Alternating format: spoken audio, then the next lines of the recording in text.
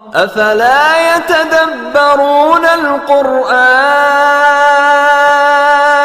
ام على قلوب اقفالها؟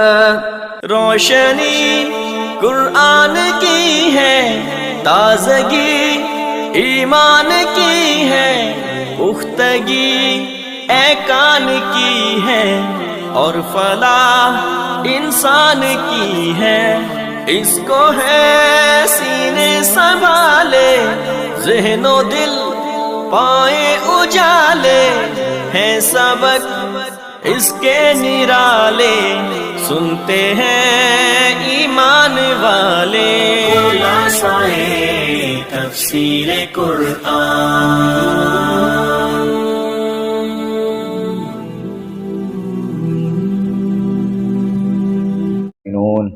الذين هم في صلاتهم خاشعون والذين هم عن اللغو معرضون۔ 18ویں پارے کے آغاز میں سورۃ المؤمنون، اللہ تعالیٰ نے اس سورت کا نام سورہ مؤمنون اس وجہ سے رکھا، اس میں مؤمنین کی صفات اللہ تعالیٰ نے بیان فرمائی، اور مومنین کے کامیاب ہونے کا طریقہ کار اللہ تعالیٰ نے بیان فرمایا کہ مومن کامیاب کیسے ہوں گے اور کون سے مومن کامیاب ہیں۔ قد افلح المؤمنون، اللہ تعالیٰ نے کہا مومن کامیاب ہو گئے، فلاح پا گئے، اور مومن وہ کون سے ہیں جو فلاح پاتے ہیں؟ الذین هم فی صلاتهم خاشعون، یعنی جو بندہ ان تمام صفات پر جو آگے آ رہی ہیں عمل کرتا ہے وہ بندہ مومن کہلائے گا، اور مومن جو ہے وہ کامیاب ہوتا ہے۔ وہ صفات کون سی ہیں؟ سب سے پہلی صفت جو ٹاپ لسٹ کی صفت ہے وہ یہ ہے الذین هم فی صلاتهم خاشعون، کہ مومن وہ ہوتا ہے جو اپنی نمازوں میں خشوع و خضوع کرتے ہیں، اپنی نمازوں کو اطمینان اور سکون کے ساتھ ادا کرتے ہیں، خشوع اور خضوع کے ساتھ ادا کرتے ہیں۔ یہ نہیں ہے کہ بھی نماز میں کھڑے ہیں اور دھیان باہر پہنچا ہوا ہے، دھیان کاروبار میں ہے، دھیان گھر میں ہے، ذہن جو ہے وہ کہیں اور پہنچا ہوا ہے اور نماز پڑھی جا رہے ہیں، پتہ ہی نہیں ہے کیا پڑھ رہے ہیں کیا نہیں پڑھ رہے۔ تو اللہ تعالیٰ نے مین صفت مومنوں کی یہ بیان فرمائی کہ جب نماز پڑھتے ہیں تو پورے اطمینان کے ساتھ، سکون کے ساتھ، توجہ کے ساتھ اور خشوع و خضوع کے ساتھ۔ خشوع و خضوع جو ہوتا ہے یہ انسان، خشوع و خضوع پیدا کرنے کے کئی طریقے ہیں۔ سب سے پہلا طریقہ یہ ہوتا ہے کہ انسان کو نماز کا ترجمہ یاد ہونا چاہیے۔ نماز اگر ترجمے کے ساتھ یاد ہے تو خشوع و خضوع پیدا ہونا شروع ہو جائے گا۔ اگر نماز آپ کی ترجمے کے ساتھ آپ کو یاد نہیں ہے تو خشوع و خضوع پیدا ہونا بڑا مشکل ہے، کیونکہ جب تک آپ کو یہی نہیں پتا کہ آپ اپنے رب سے کیا کہہ رہے ہیں تب تک خشوع و خضوع پیدا نہیں ہو سکتا۔ اگر آپ کو پتہ چلے گا کہ میں پڑھ رہا ہوں الحمدللہ رب العالمین، اس کا مطلب ہے کہ ساری کی ساری تعریفیں اللہ کے لیے ہیں جو کہ پورے جہان کو پالتا ہے۔ جب آپ کو یہ پتہ چلے گا تو آپ اس جملے کو ہو سکتا ہے ایک مرتبہ نہیں، 2 مرتبہ، 3 مرتبہ بھی کہہ دیں، اور اللہ تعالیٰ کے لیے اس کو آپ زیادہ مرتبہ بھی کہہ لیں الحمدللہ رب العالمین۔ بس اوقات انسان جو ہے وہ اللہ تعالیٰ کی نعمتیں یاد کر کے دیکھ کے بڑا خوش ہو رہا ہوتا ہے، وہ پتہ کہتا ہے یا اللہ تیرا لاکھ لاکھ شکر ہے کہ تو نے اتنی نعمتیں مجھ پر کی۔ تو الحمدللہ رب العالمین یہ تبھی ہوگا جب انسان کو ترجمہ آتا ہے الرحمن الرحیم مالک یوم الدین ایاک نعبد و ایاک نستعین۔ بندے نے اپنا تعلق اللہ تعالیٰ کے ساتھ بتانا ہو تو بندہ بار بار کہتا ہے اللہ میں تیری ہی عبادت کرتا ہوں اور تجھ ہی سے مدد مانگتا ہوں، کسی اور سے نہیں مانگتا۔ میں نے جب بھی مانگنا ہے تجھ سے مانگنا ہے، میرا در ہے ہی تیرا اور کسی در پہ میں نے جانا نہیں ہے، تو ہی ہے مجھے دینے والا، تیرے علاوہ کوئی ہے ہی نہیں جو دے سکے، اس لیے میں نے تیرے در پہ ہی آنا، میری دعا قبول فرما۔ انسان اس جملے کو بار بار دہراتا ہے اور اس سے خشوع و خضوع پیدا ہوتا ہے۔ اگر ترجمہ نہ آتا ہو تو خشوع و خضوع آنا بہت مشکل ہے۔ اسی طرح دوسرا طریقہ یہ ہوتا ہے کہ انسان پوری جو دعا توجہ سے مانگتا ہے، جو ہمیشہ جس کا ذہن یہ ہے کہ میں جو بھی دعا مانگوں توجہ سے مانگوں۔ ہمارے ہاں جو طریقہ کار چلتا ہے نا، وہ تسبیح پکڑی ہوتی ہے اور تسبیح بھی ساتھ پھیر رہے ہوتے ہیں، استغفر اللہ بھی پڑھ رہے ہوتے ہیں اور ساتھ پورے معاشرے کا وزٹ بھی کر رہے ہوتے ہیں۔ یہ طریقہ کار غلط ہے۔ تسبیح اکثر ہم نے دیکھا نا، تسبیح پکڑی ہوتی ہے، باہر جا رہے ہوتے ہیں، ساتھ ماشاءاللہ پورا وزٹ ہو رہا ہوتا ہے، ساتھ گپیں بھی ہو رہی ہوتی ہیں، تسبیح چل رہی ہے، پتہ نہیں کیا پڑھ رہے ہیں کیا نہیں پڑھ رہے۔ یہ تسبیح اس طرح کرنا یا استغفار اس طرح کرنا بالکل بھی مناسب نہیں، نہ اس کا طریقہ کار ٹھیک ہے۔ استغفار ہو، تسبیح ہو، اللہ تعالیٰ کی تسبیحات ہوں، حمد و ثنا ہو، پوری توجہ اور اہتمام کے ساتھ اس کو کرنا چاہیے۔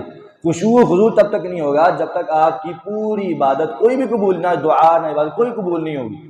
ہر عبادت کو خشوع و خضوع کے ساتھ. جب آدمی کا یہ رجحان بن جائے گا، طریقہ کار بن جائے گا کہ وہ ہر عبادت کو، ہر دعا کو، ہر ذکر کو خشوع و خضوع کے ساتھ، توجہ کے ساتھ کرے گا، تو نماز میں بھی خشوع و خضوع آئے گا. اگر دوسری باتوں کو یا دوسری دعاؤں کو خشوع کے ساتھ نہیں کرتا، توجہ کے ساتھ نہیں کرتا، تو نماز میں بھی خشوع نہیں آ سکتا. اس لیے اس چیزوں کو ذرا غور سے کرنا چاہیے.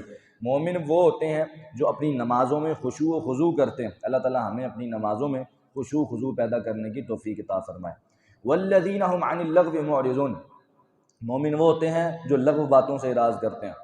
یہ بات ذہن میں رکھیں، ہمارے ہاں طریقہ کار چل چکا ہے کہ ہم صرف اگر زیادہ بھی اہتمام کر لینا تو ہم صرف روزے میں لغو باتوں سے اعراض کرتے ہیں.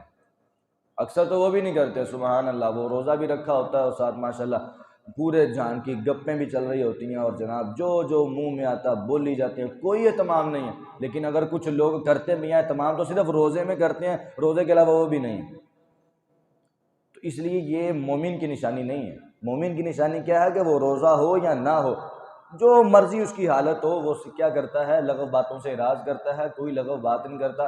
یہ جغت بازی اور کسی کو ہنسانا اور جھوٹ بولنا، یہ ساری چیزیں لغو میں آتی ہیں. اسی طرح گالیاں نکالنا، کسی کو بری بات کہنا، کسی کے ساتھ برا سلوک کرنا، یہ ساری چیزیں لغو میں آتی ہیں. مومن وہ ہوتا ہے جو لغو سے اعراض کرتا ہے، جو لغو سے بچتا ہے. والذین هم للزکاۃ فاعلون، نبی علیہ السلام نے فرمایا تھا نا کہ من کان یؤمن باللہ والیوم الآخر فلیقل خیرا او لیصمت. جو بندہ اللہ پر ایمان رکھتا ہے اور آخرت کے دن پر ایمان رکھتا ہے، اس پر لازم ہے کہ وہ یا تو بہترین نیکی والی بات کرے، اچھی بات کرے، منہ سے جب بھی بات نکالے اچھی بات نکالے، یا پھر خاموش رہے. یہ ایک مومن کی نشانی ہے جو اللہ پر بھی ایمان رکھتا ہے اور آخرت کے دن پر ایمان رکھتا ہے، یہ اس کی نشانی ہے. لیکن اگر کوئی انسان جو ہے وہ ایسے ہی، جس کے بارے میں ہمارے یہاں بھی مشہور ہے، مردہ بولے کفن پھاڑے، وہ اس طرح کرتے ہیں کہ بھائی جب بھی بولنا نا فساد ہی ڈالنا ہے، جب بھی بولنا فساد ہی ڈالنا ہے. یہ طریقہ کار نہایت نامناسب کہ جب آپ بولیں. نبی صاحب نے فرمایا تھا نا کہ المسلم من سلم المسلمون من لسانہ ویدہ، مسلمان وہ ہے جس کے ہاتھ اور زبان سے دوسرا مسلمان محفوظ رہے. وہ مسلمان نہیں ہے کہ پاس بیٹھا ہے اور دوسرے سارے پریشان ہو رہے ہیں کہ یار یہ کب اٹھ کے جائے گا اور ہماری جان چھوٹے گی. المسلم من سلم المسلمون من لسانہ ویدہ، مسلمان وہ ہے کہ جس کے ہاتھ اور زبان سے دوسرا بندہ محفوظ رہے، سالم رہے. اس کو یقین ہو کہ میرے پاس بیٹھا ہے، میں بالکل محفوظ ہوں، مجھے کوئی مسئلہ نہیں ہے، اور مسلمان کے آنے پر اس کی خوشی ہو، تو اس مسلمان کو اس کا صحیح اسلام ہے، ورنہ کہ صحیح اسلام نہیں ہے. ہمیں اپنی زبانوں کو اور اپنے ہاتھوں کو کنٹرول میں رکھنا چاہیے تاکہ دوسرا بندہ ہم سے یہ نہ ہو کہ بھئی یہ کدوں اٹھ کے جاوے، ہماری جان چھوٹے گی.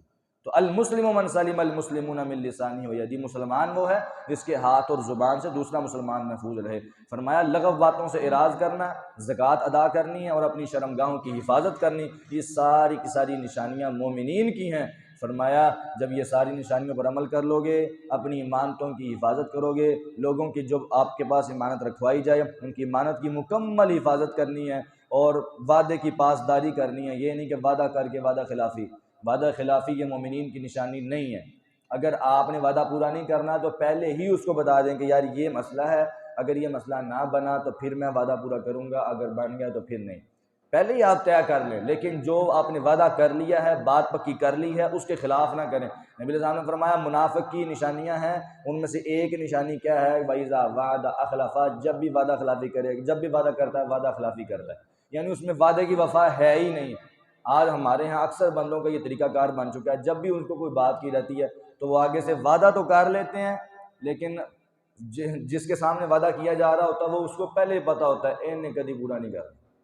وہ پہلے کہتا ہے پکی گل دسی، پورا نہیں کرنا تو نہیں لگ رہا. تو انسان کا یہ جو طریقہ کار ہے نا، نبی علیہ السلام نے فرمایا تھا کہ یہ جو باقی لوگ ہیں نا، یہ اللہ تعالیٰ کے گواہ ہیں زمین پر. جب انسان فوت ہوتا ہے نا تو اس کے بارے میں جو گواہیاں لوگ دیتے ہیں نا، اللہ تعالیٰ اسی کے مطابق فیصلہ کرتا ہے. اگر کوئی انسان آپ کے بارے میں ایسا انسان ہے کہ جس کے بارے میں لوگ یہ ذہن رکھتے ہیں کہ اس نے وعدہ جب بھی کرنا ہے اس نے وعدہ خلافی کرنی، تو آپ دیکھیں وہ کتنا بڑا اس طرح وعدہ خلاف ہوگا کہ جس کے بارے میں ہر بندہ کہتا ہے وعدہ خلاف. تو اللہ تعالیٰ بھی پھر اس کی گواہی کو نوٹ کرتے ہیں، ان لوگوں کی گواہی کو نوٹ کرتے ہیں، پھر اس کی ان کی گواہی لکھی جاتی ہے، تو وہ بندہ اللہ کے ہاں بھی وعدہ خلافی کرنے والا لکھا جاتا ہے.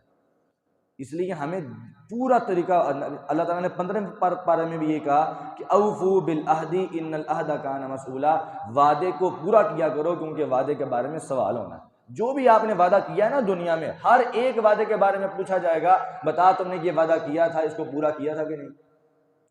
تو اس کے بارے میں ہمارے پاس کیا جواب ہے؟ کوئی جواب نہیں۔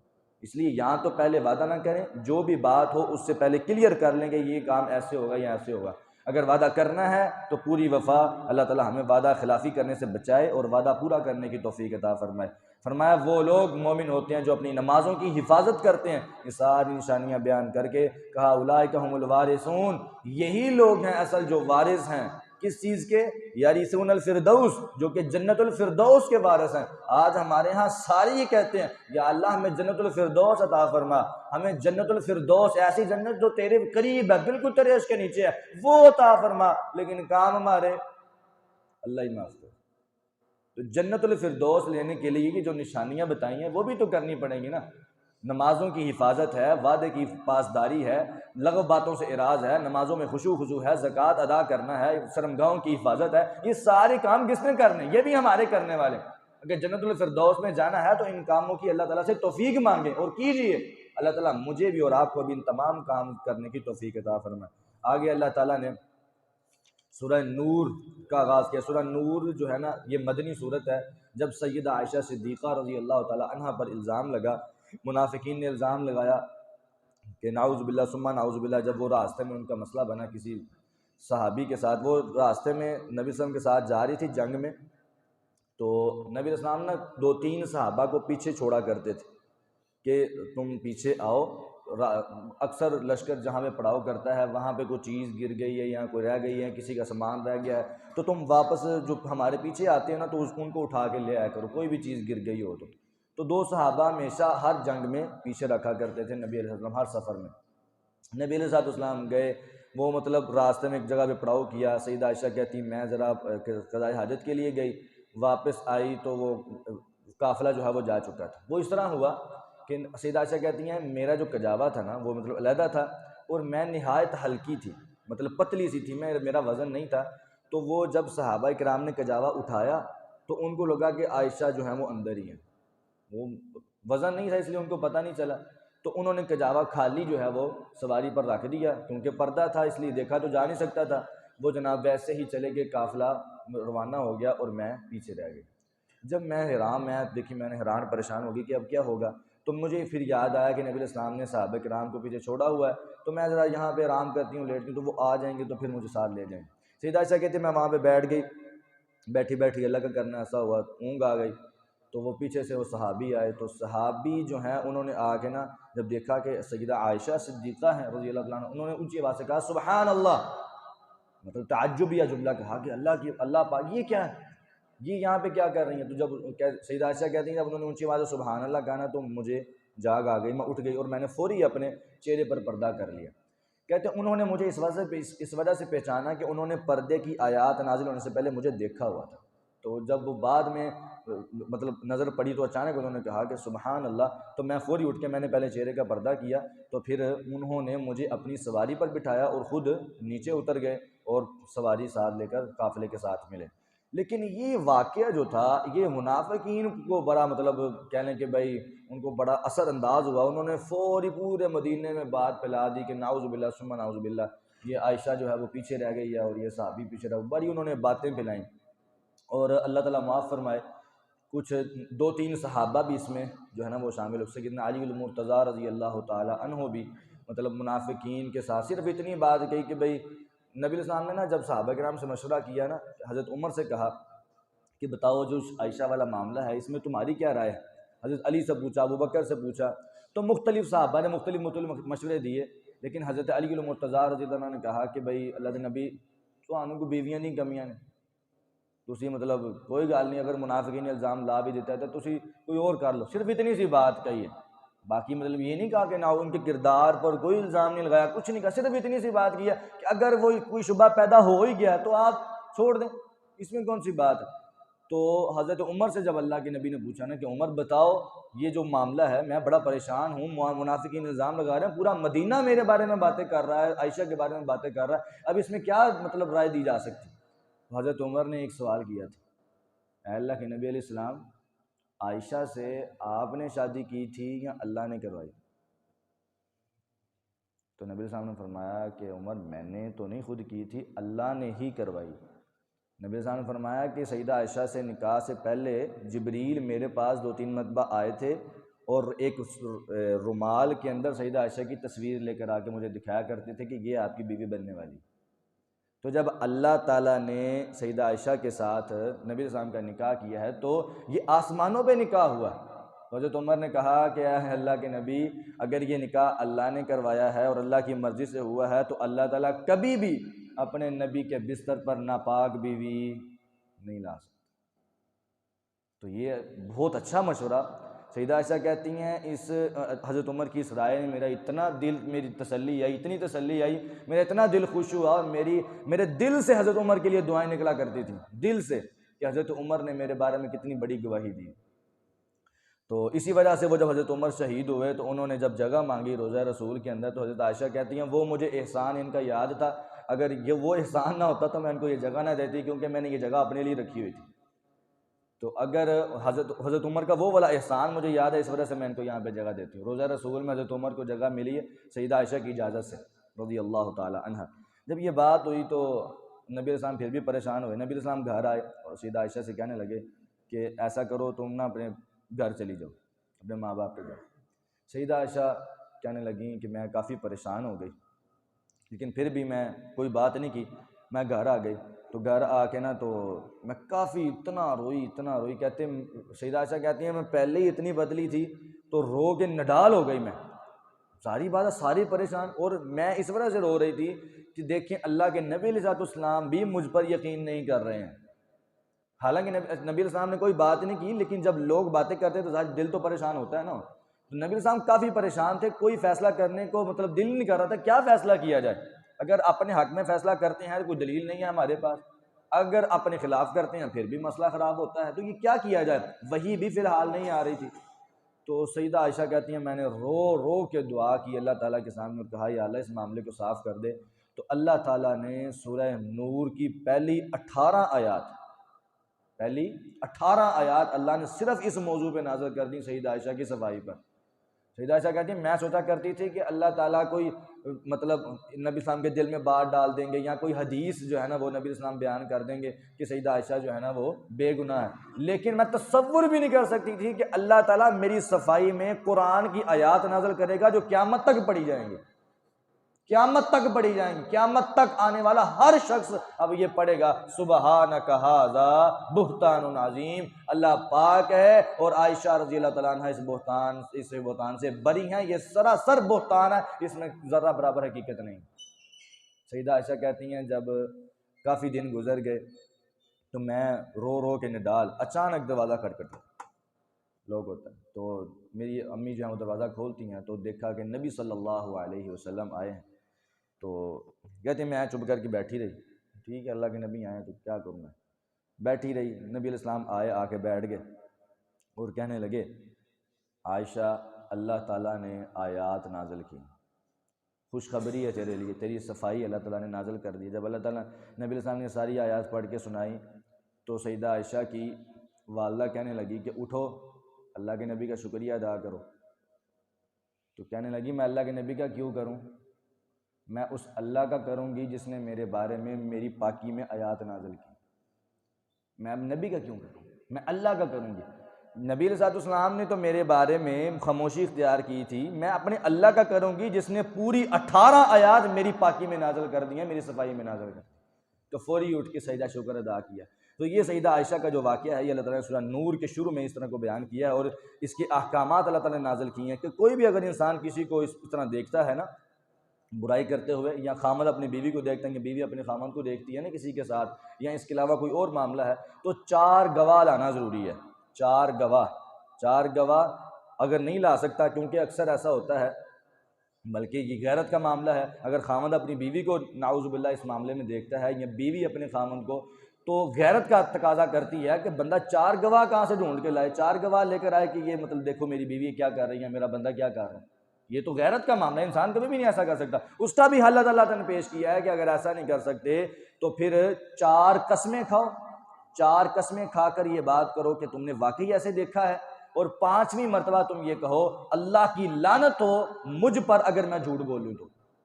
تو اسی طرح عورت بھی ایسا کرے گی۔ نبی علیہ السلام کے دور میں ایسا ہوا تھا کہ ایک بندے نے مطلب مرد نے اپنی عورت پر جو الزام لگایا کہ بھئی اس نے جو ہے نا وہ نعوذ باللہ کوئی غلط کام کیا ہے، تو وہ مرد جو ہے وہ نبی السلام کی عدالت میں آ گیا، اس نے کہا کہ بھئی میں نے مطلب اس کو طلاق دینی ہے، یہ ٹھیک نہیں ہے عورت۔ تو نبی صلی اللہ علیہ وسلم نے کہا کہ بھئی اس طرح احکامات نازل ہوئے ہیں، 4 قسمیں کھاؤ اور 5ویں مرتبہ یہ کہو تو ٹھیک ہے۔ اس کو لعان کہتے ہیں شریعت کے اندر۔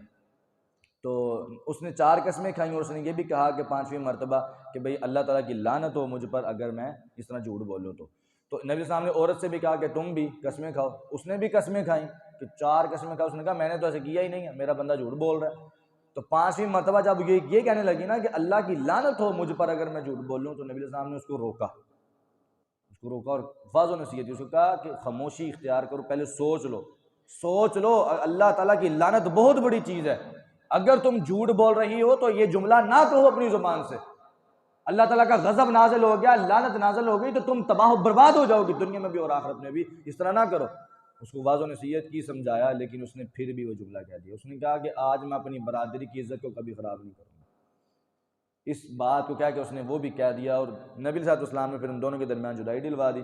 اور یہ بات حقیقت ہے کہ اس معاملے کے بعد، یہ قسمیں اٹھانے والے معاملے کے بعد کبھی بھی آپس میں دونوں میاں بیوی نہیں رہ سکتے، یہ لعان کے بعد طلاق ہے۔ اگر اس طرح کا معاملہ ہو جائے، وہ 4 قسمیں کھا لے، یہ بھی 4 قسمیں کھا لے، اس کے بعد یہ دونوں جدا ہو جاتے ہیں اور اس کے بعد طلاق دینے کی بھی ضرورت نہیں ہوتی، لعان خود بخود ہی طلاق ہو جاتی ہے۔ تو اس طرح کا معاملہ اللہ تعالیٰ اس طرح کے معاملے سے ہر انسان کو بچائے، اس طرح کی آزمائش سے بچائے اور ہمیں پاکی کی حالت میں رہنے کی توفیق عطا فرمائے۔ اچھا، ان صحابہ میں سے جن میں سے ایک جو تھے نا، وہ جنہوں نے حضرت عائشہ پہ الزام لگایا تھا، وہ مصطح بن اثاثہ تھے رضی اللہ تعالیٰ۔ مصطح بن اثاثہ، یہ مصطح بن اثاثہ جو تھے، یہ حضرت ابوبکر صدیق رضی اللہ تعالیٰ عنہ کے خرچے پر جو ہے نا ان کا گزارا ہوتا تھا، بڑے غریب تھے۔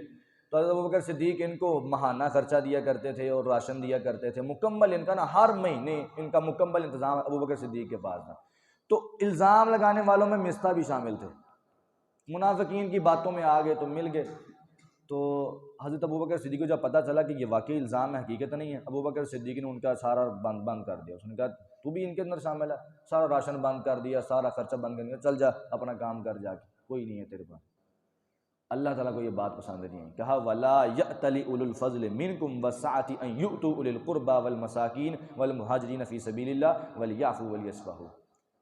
اونچے مرتبے والے، فضیلت والے، مقام والے لوگوں کے لیے یہ لائق نہیں ہے کہ وہ اس طرح کی چھوٹی چھوٹی حرکتیں کریں۔ یہ مطلب اچھی بات نہیں ہے کہ بھئی اپنا مطلب نکلا ہے تو دوسروں کا راشن روک لیا، دوسروں کا کھانا روک لیا، دوسروں کا، یہ تم دے رہے ہو اللہ کی راہ میں، اس پر احسان نہیں کر رہے، تم اللہ کی راہ میں دے رہے ہو۔ اگر کسی کو تم دیتے ہو تو اللہ کی رضا کے لیے دیتے ہو، کسی پر احسان تھوڑی کرتے۔ یہ بالکل بھی لائق نہیں ہے، بالکل بھی جائز نہیں ہے کہ تم اس کا کھانا روک لو، اس کا راشن روک لو، اس کا خرچہ روک لو۔ وَلْيَعْفُوا وَلْيَصْفَحُوا، معاف کرو، درگزر کرو۔ أَلَا تُحِبُّونَ أَن يَغْفِرَ اللَّهُ لَكُمْ، کیا تم اس بات کو پسند نہیں کرتے کہ اللہ بھی تمہیں معاف کرے، اللہ بھی تمہارے گناہوں کو معاف کرے اور درگزر کرے، اس بات میں تم پسند نہیں کرتے؟ تو سیدنا ابوبکر صدیق اتنا روئے اور فوری پریشان ہو کے کہنے لگے کیوں نہیں، ہم تو چاہتے ہیں کہ ہمارے سارے گناہ معاف کر دیے جائیں، ہماری غلطیاں، ہماری کوتاہیاں معاف کر دیے جائیں۔ اور فوری مصطح کے پاس گئے، معافی مانگی اور کہا آج کے بعد تیرا ویسے ہی خرچہ چلے گا جیسے پہلے چلا گیا۔ واللہ غفور الرحیم، اللہ تعالیٰ بہت زیادہ بخشنے والا، رحم کرنے والا۔ آگے اللہ تعالیٰ نے مومنین کو کہا کہ اپنی آنکھوں کو جھکا کے رکھیں، یغضوا من ابصارہم، آنکھوں کو ادھر ادھر نہ پھیلائیں، راستے میں جب جائیں، راستے کے آداب میں شامل ہے آنکھیں نظریں نیچی رکھ کے جائیں۔ کوئی اگر عورت پر کہیں نظر نہ پڑ جائے کسی غیر محرم پر، اور یہ چیزیں دونوں کے لیے ضروری ہیں، عورتوں کے لیے بھی اور مردوں کے لیے بھی۔ آج ہمارے ہاں مطلب مردوں کو کہا جاتا ہے کہ اپنی نظریں نیچی رکھیں، لیکن عورتوں کو نہیں کہا جاتا۔ قرآن کریم میں دونوں کے لیے اصول بیان ہوا ہے کہ دونوں اپنی نظریں نیچی رکھیں گے۔ یغضوا من ابصارہم مردوں کے لیے ہے، اور یغضضن من ابصارہن عورتوں کے لیے، کہ تم دونوں نے، مرد ہو یا عورت ہو، اپنی نظریں نیچی رکھیں، راستے میں جب جائیں راستے کے آداب کا خیال رکھیں، ایک سائڈ پر ہو کر چلیں اور نظریں نیچی رکھ کے چلیں، ادھر ادھر نہ دیکھیں تاکہ کہیں کسی عورت پر نظر نہ پڑ جائے۔ اسی طرح عورت کے لیے بھی یہی چیز ہے کہ کسی مرد پر اس طرح بے فضول جو ہے وہ نظریں نہ ڈالیں، یہ بھی شریعت نے منع کیا۔ وَيَحْفَظْنَ فُرُوجَهُنَّ، اور اپنی شرمگاہوں کی حفاظت کریں، اور اسی طرح اپنے پورے پردے کے معاملات کا خیال رکھیں۔ آگے اللہ تعالیٰ نے مومنین طرز عمل بہت اچھا بیان کیا، کہا انما کان قول المؤمنین اذا دعوا الی اللہ ورسولہ لیحکم بینہم، مومنین کی نشانی یہ ہوتی ہے، علامت یہ ہوتی ہے، جب بھی حدیث آ جائے، قرآن کی آیت آ جائے، جب ان کو یہ بات سنائی جائے کہ قرآن کی یہ آیت ہے، یہ حدیث ہے، اس مسئلے میں پوری مکمل وضاحت ان کے سامنے ہو گئی ہے، تو وہ آگے سے کیا کہتے ہیں؟ سمعنا و اطعنا، ہم نے سن لیا اور ہم نے مان لیا، ہم نے اطاعت کر لی۔ یہ مومنین کی نشانی ہوتی ہے۔ یہ نہیں کہتے او میرے مولوی صاحب نے یہ کہا ہے، ٹھیک ہے قاری صاحب آپ یہ کہتے ہیں لیکن میرے امام صاحب کی یہ بات ہے، میرے باؤ اجداد ایسے کرتے رہے، میرے بڑے ایسا کہتے ہیں، نہیں، ان یقولوا سمعنا و اطعنا، جب تم نے حدیث سن لی ہے، قرآن سن لیا ہے، اللہ کے نبی کا فیصلہ سن لیا ہے، تم نے سننے کے بعد اگر یہ کہہ دیا کہ میرے باؤ اجداد ایسا کرتے رہے ہیں، تم تباہ و برباد ہو جاؤ گے۔ مومنین کی نشانی یہ ہوتی ہے کہ حدیث سننے کے بعد، قرآن سننے کے بعد میں نے سن لیا اور میں نے اطاعت کر لی، فوری بات کو مانا جاتا ہے، چون چناؤ چونکہ چنانچہ نہیں کیا جاتا۔ مومنین فوری بات کو مانتے ہیں، اس لیے یہ مومنین کی نشانی ہے۔ اللہ تعالیٰ ہمیں یہ نشانی اپنے اندر پیدا کرنے کی توفیق عطا فرمائے۔ آگے سورہ فرقان کو اللہ تعالیٰ نے نازل کیا۔ سورہ فرقان کے اندر اللہ تعالیٰ نے مومنین کی نشانیوں کو بیان کیا اور ایک اور بات بیان کی، کہا اپنی صحبت کو صحیح کریں۔ انسان کی صحبت اگر خراب ہے تو سمجھ لیں کہ انسان کے لیے بہت بڑا نقصان۔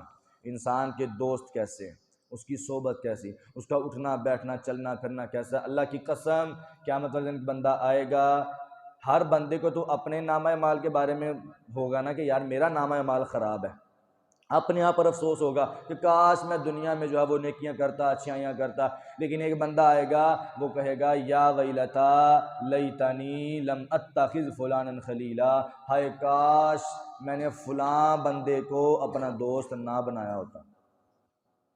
اس طرح افسوس کرے گا، ہائے کاش میں نے فلاں بندے کو اپنا دوست نہ بنایا ہوتا۔ کیوں؟ لقد اضلنی عن الذکر بعد اذ جاءنی، اس نے مجھے ذکر سے روک دیا تھا، غافل کر دیا تھا، اللہ تعالیٰ کی یاد سے غافل کر دیا تھا۔ اس وقت میں اس کے ساتھ رہتا تھا، اس کے ساتھ چلتا پھرتا تھا، عیاشیاں کرتا تھا، موجیں مارتا تھا۔ آج مجھے پتا چلا ہے کہ وہ میری دوستی نہایت خراب تھی اور میں نے جناب بہت نقصان کیا ہے اپنا اور آخرت کے حوالے سے۔ یعنی اللہ تعالیٰ کے ذکر سے جو بندہ غافل ہے اور اپنے دوستوں کو بھی غافل کرتا ہے تو ایسی دوستی سے بچنا چاہیے۔ انسان کو ہمیشہ دوستی اور صحبت اچھی رکھنی چاہیے، ایسے دوست، ایسی صحبت جو انسان کو اللہ کے ذکر پر لگائیں، نہ کہ اللہ کے ذکر سے دور کریں۔ ہر انسان اپنی دوستی کو چیک کرے، میں بھی اور آپ بھی۔ اگر انسان کے ایسے دوست ہیں جو اس کو نماز سے دور کرتے ہیں، قرآن سے دور کرتے ہیں، اللہ کے ذکر سے دور کرتے ہیں، ٹھیک ہے بات جو پڑھ لیں گے آج چلیے ذرا، ٹھیک ہے ہم بعد میں کر لیں گے، اس طرح کر لیں گے، اس طرح کر لیں گے، یہ دوستی نہایت خطرناک ہے۔ اللہ تعالیٰ اس کو بیان فرماتے ہیں یہ نہایت خطرناک اور نہایت نقصان دہ انسان کی دنیا میں بھی اور آخرت میں بھی۔ انسان کبھی کامیاب نہیں ہو سکتا ان دوستوں کی وجہ سے۔ ہمیشہ انسان کو یہ سوچنا چاہیے ایسے دوست رکھیں، ایسے لوگ اپنے ساتھ ملائیں جو اگر آپ بھی نیکی کی طرف آئیں، اور اگر کبھی کبھار آپ سے نیکی میں سستی ہو جاتی ہے تو وہ آپ کی سستی کو دور کریں۔ وہ یہ نہ ہو کہ آپ کو ساتھ لے کر چلے جائیں۔ اللہ تعالیٰ ہمیں اچھی دوست اور اچھی صحبت رکھنے کی توفیق عطا فرمائے۔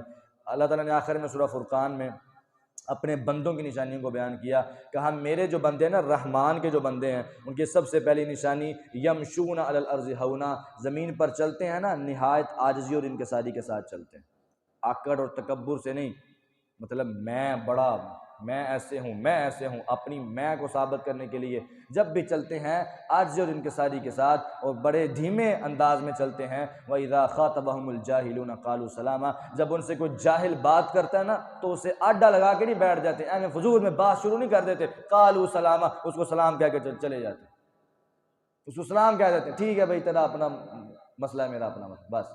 یہ نہیں کہ بھائی ایویں ہر بات پہ، چھوٹی چھوٹی بات پہ اتنی بڑی بڑی بحث شروع کر دینا، یہ جاہل بندوں کی نشانی ہوتی ہے۔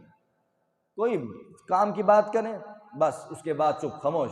وَإِذَا خَاطَبَهُمُ الْجَاهِلُونَ، اگر جاہل آ بھی گیا ہے ہمیں فضول باتیں کری جا رہا تو آپ اس کو سلام کہہ کے سائڈ پہ ہو جائیں، اپنے روزے کو، اپنی باتوں کو خراب نہ کریں۔ وَالَّذِينَ يَبِيتُونَ لِرَبِّهِمْ سُجَّدًا وَقِيَامًا، رحمان کے وہ بندے ہیں جو رات گزارتے ہیں اور ان کی راتیں بستروں پر نہیں، مصلی پر سجدے اور قیام کی حالت میں گزرتی ہیں۔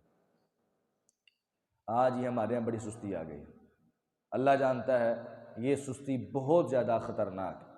انسان کو چاہیے کہ روزانہ بلا ناغہ چاہے کم از کم 2 رکعت یہ لازمی ہونی چاہیے، چاہے کچھ زیادہ نہ پڑھے۔ نبی علیہ السلام تو 11 پڑھتے تھے نا رمضان اور غیر رمضان میں، ہم اگر 11 نہیں پڑھ سکتے، 10 نہیں پڑھ سکتے، ہم اگر 5 بھی نہیں پڑھ سکتے تو کم از کم ہم جو ہے نا وہ 2 لازمی پڑھیں، 2، یہ کم از کم آخری رات کے پچھلے پہر میں انسان کو کم از کم 2 لازمی پڑھنی چاہیے۔ اللہ تعالیٰ اس عبادت سے، اس عمل سے نہایت راضی ہوتے، نہایت راضی ہوتی۔ اس میں ہماری بھی سستی ہے، آپ اللہ تعالیٰ دور فرمائے، اللہ تعالیٰ ہمیں رات کا قیام کرنے کی توفیق عطا فرمائے۔ بہت فضیلت والا عمل ہے۔ اللہ کہتے ہیں کہ وہ جو نبی صاحب نے نشانیاں بیان کی نا اللہ تعالیٰ کے مقرب بندوں کی، ان میں 5ویں نشانی یہ تھی صلو باللیل والناس نیام، رات کو نماز پڑھو جب لوگ سوئے ہوئے ہوں، جب لوگ سوئے ہوئے ہوں اس وقت جو بندہ نماز پڑھتا ہے اللہ کو وہ بڑا پسند ہے، بہت اچھا لگتا ہے۔ تو اس لیے رات کو نماز نہایت ضروری ہے، وہ پڑھنی چاہیے۔ والذین یقولون ربنا اصرف عنا عذاب جہنم، جو نیک لوگ ہوتے ہیں وہ ساتھ دعائیں بھی کرتے ہیں، یا اللہ ہمیں جہنم کی آگ سے بچا لینا، جہنم کے عذاب سے بچا لینا، دعا لازمی کرنی چاہیے۔ نبی علیہ السلام نے فرمایا جو بندہ 3 مرتبہ جنت کا سوال کرتا ہے، جنت خود دعا مانگتی ہے یا اللہ اس کو جنت دے دے۔ جو بندہ 3 مرتبہ کہتا ہے نا یا اللہ مجھے جنت دے دے، یا اللہ مجھے جنت دے دے، یا اللہ مجھے جنت دے دے، تو جنت خود کہتی ہے، خود دعا کرتی ہے یا اللہ اس بندے کو دے ہی دے، مانگی جا رہا ہے تجھ سے۔ اور اگر جہنم سے 3 مرتبہ پناہ مانگ لے، یا اللہ مجھے جہنم کی آگ سے بچا لے، یا اللہ مجھے جہنم کی آگ سے بچا لے، اللہم اجرنی من النار، اجرنی من النار، اس طرح کی 3 دعائیں کر لے تو جہنم خود دعا کرتی ہے یا اللہ اس کو جہنم کی آگ سے بچا لے۔ تو اس لیے اللہ تعالیٰ اپنی جنت اور جہنم کی تو نہ کبھی موڑے گا، اس لیے جنت کا سوال 3 مرتبہ یہ اپنی روٹین بنا لیں، اور جہنم سے بھی پناہ 3 مرتبہ۔ ویسے تو نبی صاحب صبح و شام جو ہیں وہ اللہم اجرنی من النار 7 مرتبہ پڑھا کرتے تھے، صبح فجر کے بعد بھی اور مغرب کے بعد بھی 7 مرتبہ اللہم اجرنی من النار، بڑی چھوٹی سی دعا یہ پڑھا کریں، اور یہ دعا کرنی چاہیے۔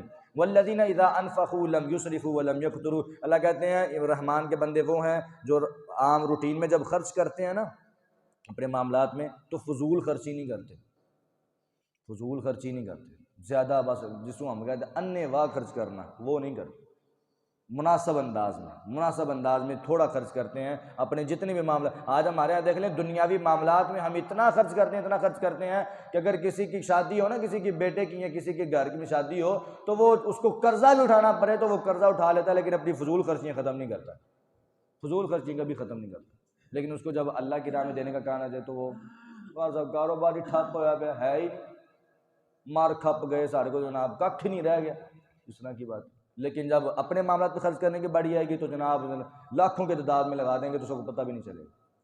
اپنے معاملات میں جب خرچ کرنا ہے فضول خرچی نہیں کرنی، اس کے درمیان رہنا ہے، اور اللہ تعالیٰ کے ساتھ کسی کو شریک نہیں بنانا، کسی جان کو قتل نہیں کرنا اور زنا نہیں کرنا۔ وَمَن يَفْعَلْ ذَلِكَ يَلْقَ أَثَامًا، جو بندہ یہ گناہ کرے گا اس کو بہت بڑا گناہ ملے گا، اس کو بہت بڑا عذاب ملے گا۔ عذاب کیا ہے؟ يُضَاعَفْ لَهُ الْعَذَابُ يَوْمَ الْقِيَامَةِ، قیامت کے دن اس کو دگنا عذاب دیا جائے گا۔ وَيَخْلُدْ فِيهِ مُهَانًا، اور وہ قیامت کے دن جہنم میں اس عذاب میں ہمیشہ رہے گا۔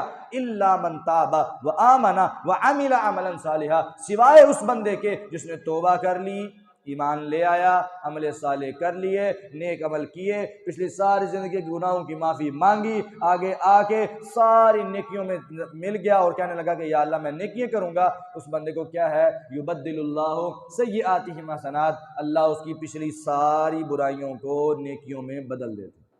جو بندہ سچے دل سے توبہ کرتا ہے اس کی ساری پچھلی برائیاں معاف نہیں ہوتی، نیکیوں میں بدل جاتی ہیں۔ ایسی نیکیاں جو میں نے کی نہیں ہیں وہ مجھے مل رہی ہیں صرف سچی توبہ کی وجہ سے۔ اللہ تعالیٰ ہمیں سچی توبہ کرنے کی بھی توفیق عطا فرمائے۔ اللہ کہتے ہیں کہ اللہ تعالیٰ بہت زیادہ غفور الرحیم ہے اور انسان کے سارے گناہوں کو معاف کر دیتا ہے۔ اللہ تعالیٰ ہمارے گناہوں کو معاف فرمائے اور ہمیں نیکیاں کرنے کی توفیق عطا فرمائے۔ اللہ مسلمانوں کی مدد فرمائے، فلسطین کے، غزہ کے، کشمیر کے سارے جتنے بھی مظلوم مسلمان ہیں اللہ سب کی مدد فرمائے۔ اللہم انصر الاسلام والمسلمین، اللہم انصر الجہاد والمجاہدین، وآخر دعوانا الحمدللہ رب العالمین۔